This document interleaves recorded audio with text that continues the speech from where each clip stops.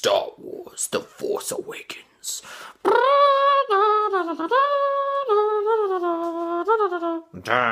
dun, dun, dun, dun, dun, dun, dun, dun, dun, dun, dun, dun, dun, dun, dun. So I finally, I saw Star Wars last night. Uh, it was good. It was really good. Uh, my critiquing of it is pretty similar to other reviews on the internet I've seen. Uh, the plot was the weakest part of the film, just because it was basically like it was basically the plot of A New Hope with elements of the later movies. Like it was basically like Empire Strikes Back. It was basically like A New Hope combined with the Darth Vader is Luke's father element from Empire Strikes Back.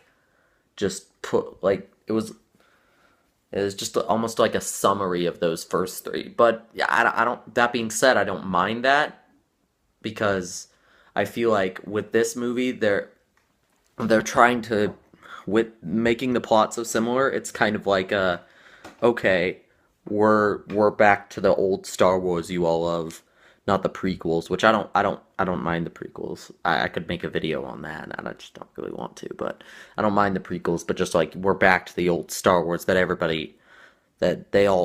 we all loved.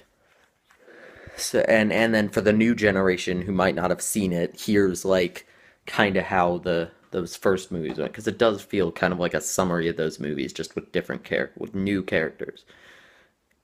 Because nearly every character had their like A New Hope parallel character where I'm like, oh yeah, this is the Han of this movie, or well, I suppose in this case the movie that Han was the Han of both movies, but like Ray is the Luke of the movie.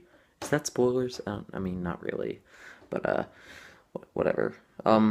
But yeah, like most of the characters, like this character is the Luke of the movie. This character, they even sort of had a Yoda, but I'll go into that later.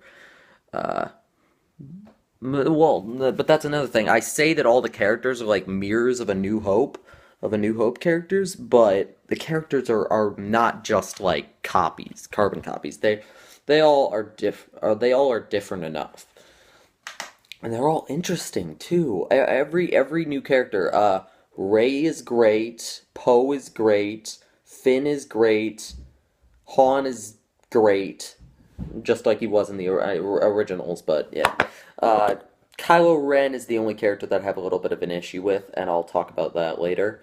Uh, just the acting is so much better too because I went back and watched the original trilogy, and Mark Hamill's acting as Luke in those original movies was actually not very good. It was pretty hammy. He's like, I've got to go to the acting was a lot better in this, even like compared to the prequels and compared to the original trilogy. Like I'd say this was some of the best acting in the entire franchise. Like every single actor was good. There was only one character that I thought was kind of a bad actor, but he was an extremely minor character.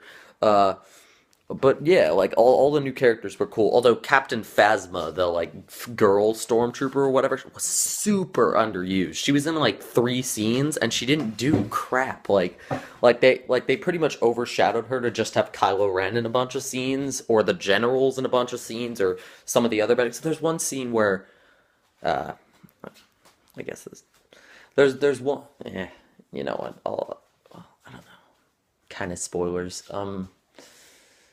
I'll just say it. There's a scene where a character is fighting a stormtrooper character one on one, and it's a scene where they could have used Captain Phasma, but they didn't.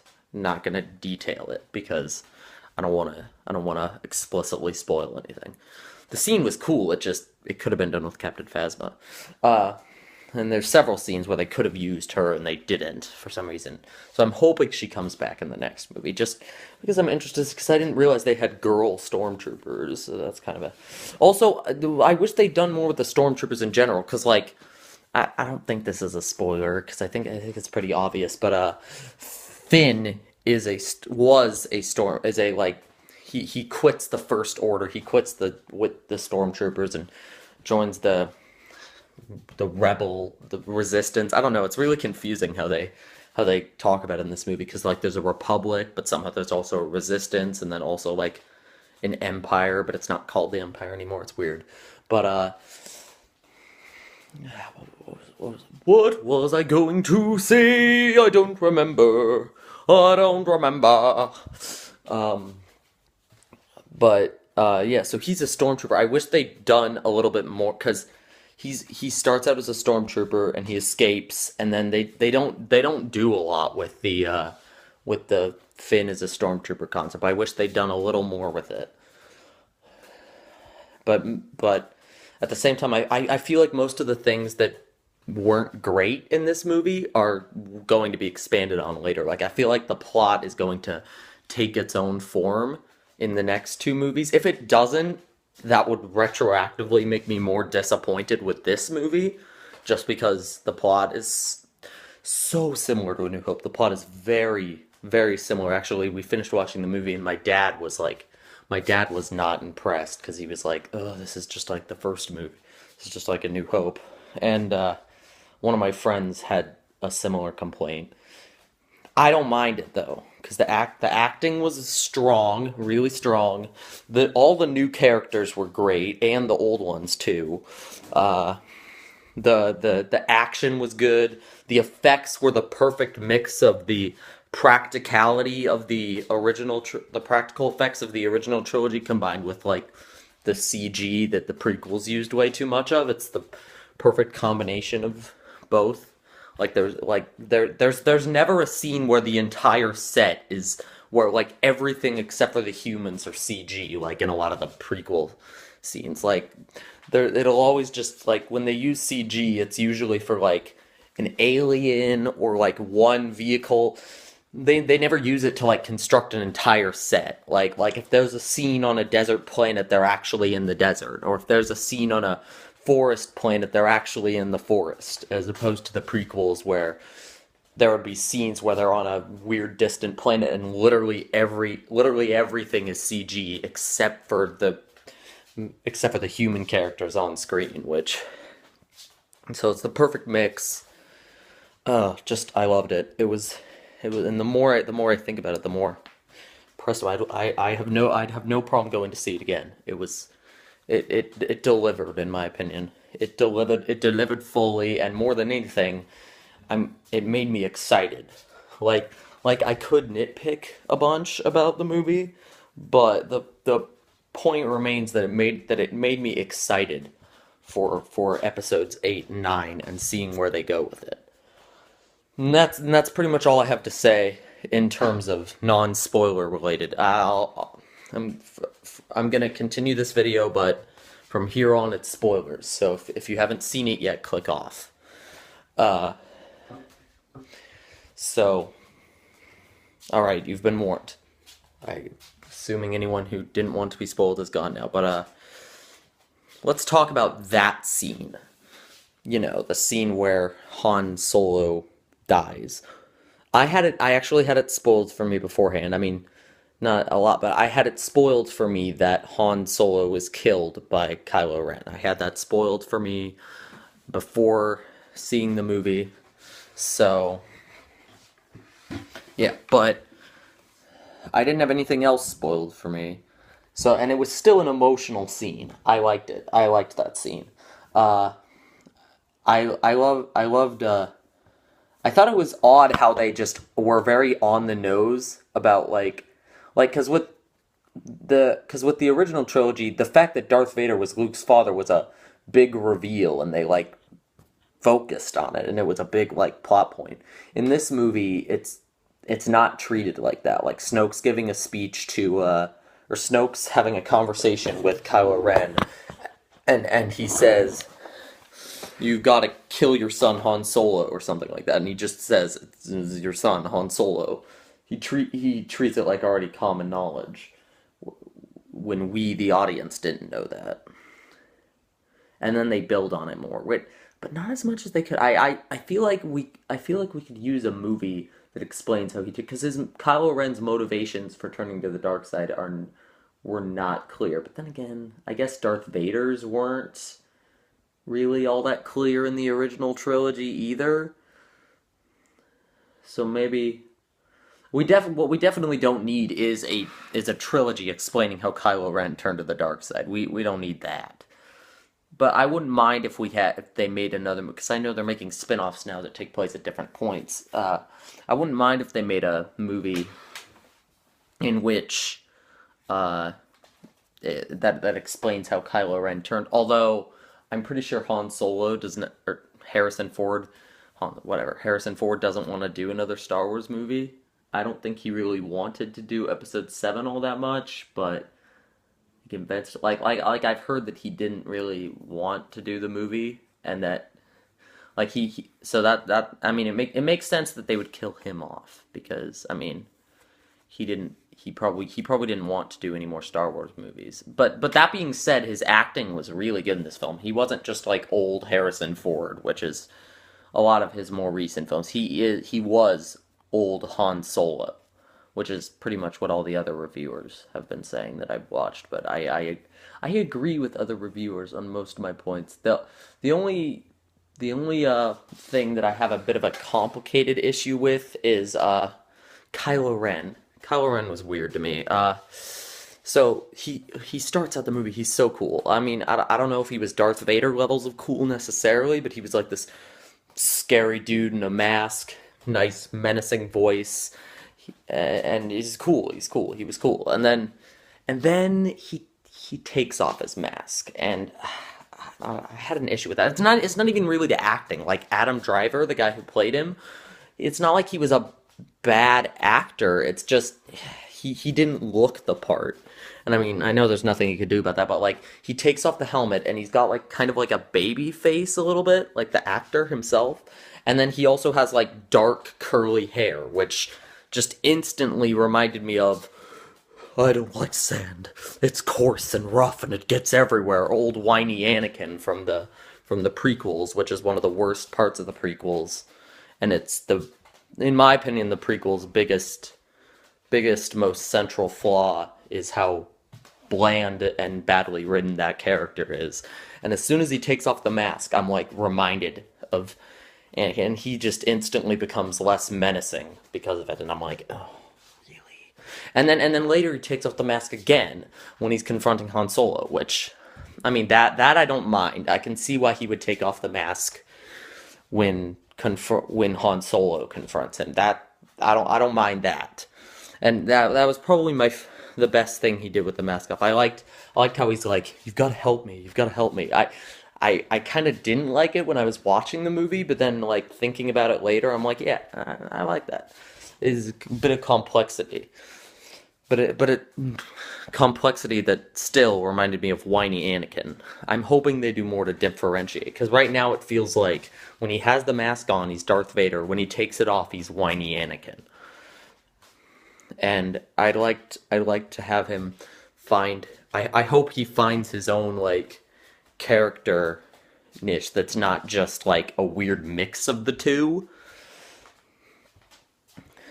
But I mean, and then like he takes off the mask when he confronts Han Solo, and then he never puts it back on again. Like in the big climactic final fight, he doesn't put his mask back on. Like there was a specific moment that I can remember. I don't remember what the line was, but they go out into the snow, Rey and Finn do, after like stuff is blowing up, crazy stuff is happening, and they find Kylo Ren.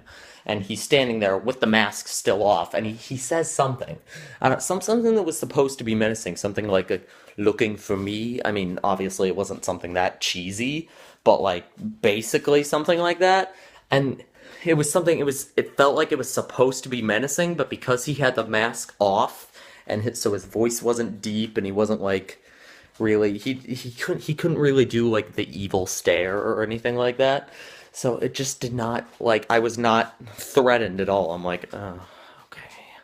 And every time and then he never puts the mask back on again. And a lot of the dramatic scenes towards the end were weakened because he just had that mask. He looks cool from the back, like when he's walking up to Finn. You've seen that shot in the trailer where he walks up to Finn and he pulls out the lightsaber and it's like, he looked cool that way, but then when you see him talking without the mask on, just without the voice and like the curly hair prequel Anakin-ish look to him, it just like it was probably my biggest problem with it.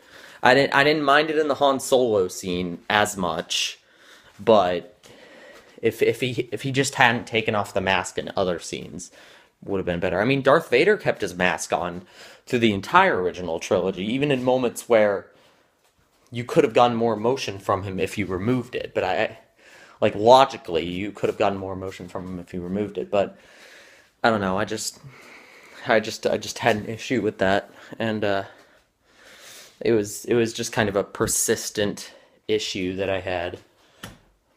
Not not a big deal. And again, I feel like if they elaborate on his character more later, it'll be fun. It's the thing. All the flaws of this movie, I could go and nitpick my like personal like flaws and complaints with this movie, but all of those complaints could be are things that can be fixed by the other two movies. Just like if episode 8 and 9 are as good as this one is or better, uh we have a if this was the height of this trilogy and the next two episodes aren't as good, then we have kind of a mediocre output. I mean, not bad, but just eh. But if this is like just the starting point and they just get better from here, oh man. I like because this one already I thought was up there with my two personal favorites, A New Hope and Empire Strikes Back. Return of the Jedi is all right, but the plot is kind of messy and disjointed, so I put that one below those two. But like I'd put it up there with the like my favorite three are A New Hope, Empire Strikes Back, and this new one now. And it makes me excited. It makes me excited for what's to come. And you know, being young, I've never been around for such. It's crazy. It's kind of a beautiful thing to see just the level of hype that these things get. Like when the movie ended, to just hear this audience full of people stand up and just clapping for the movie and cheering like Star Wars, Star Wars, da da da da da da da da da da da da da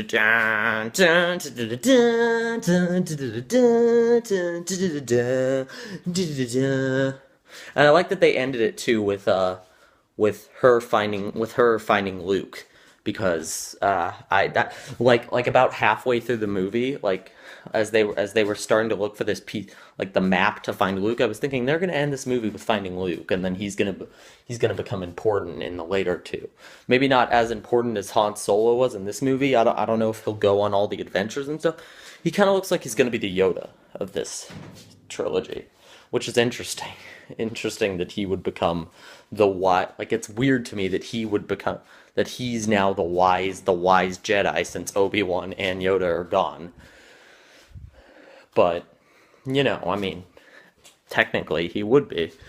I mean, there's not really any other old wise Jedi left, unless somebody that we don't know about is alive or something. But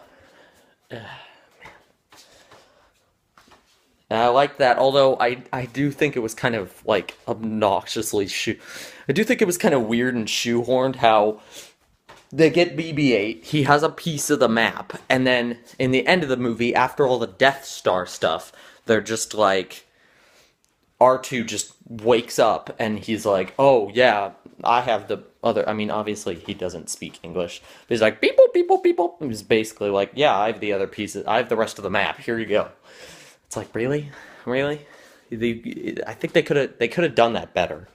They could have made it more of a journey to find him, but I mean, they didn't really have time for that in this movie because they spent the climax of it blowing up another Death Star. That was where the plot got really repetitive. Like I didn't mind the repetitiveness in the beginning and stuff, but just like blowing up another Death Star, especially when they did that twice in the original trilogy, it was just really about it. I mean, the new Death Star was cool. The fact that it was like built into like an actual planet and stuff, and the scene where they destroy like several planets, it's like upping the game, and I like that. But at the same time, it's a bigger doesn't always mean better thing.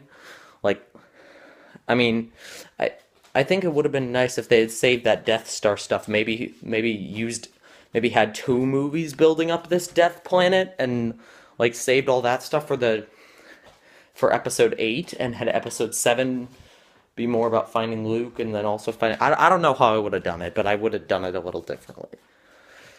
But still, I'm like this is just me like scrounging for complaints and being objective about the film. Really, it was an enjoyable experience from beginning to end. I was never bored really. I was always interested in what was happening to the characters. The writing was good, the acting was good. Every just the action was good, the effects were great. Oh my god. Just seeing Star Wars on the big screen is just crazy, mind-blowing to me. And just like the hype that it built, like I just excitement, man. It was, and it lived up to it too. I wasn't disappointed. I was kind of worried in the back of my mind. What if this isn't as good as I think it is? What if I get disappointed? But I wasn't disappointed. I loved it. Arrivederci!